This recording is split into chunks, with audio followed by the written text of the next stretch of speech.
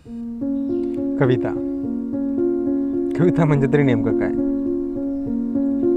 तर मनात चाललेलं समुद्र मंथन, त्यातून बाहेर येणाऱ्या वेदना, व्याकुळता, तन्मयता, आपुलकी, सर्व काही गोष्टी जगासमोर मांडण्याचं एक प्रभावी माध्यम.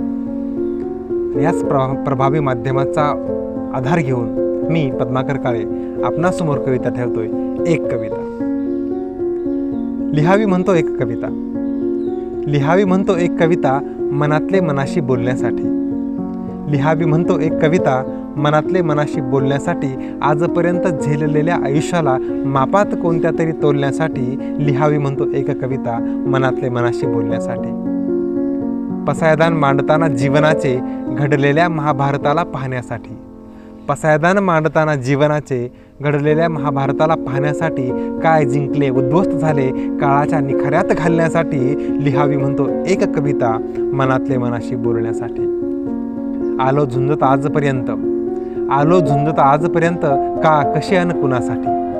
आलो झुंजत आजपर्यंत, का कसे अन कुणासाठी. मनातील भावनांचे निखारे पेटतात अजून कशासाठी. लिहावी म्हणतो एक कविता मनातले मनाशी बोलण्यासाठी. केले मोकळे आभाळ माझे संकटांना कवेत घेण्यासाठी. केले मोकळे आभाळ माझे संकटांना कवेत घेण्यासाठी. नाही सोडली साथ त्यांनी घट्ट मैत्री निभावण्यासाठी. लिहावी म्हणतो एक कविता मनातले मनाशी बोलण्यासाठी.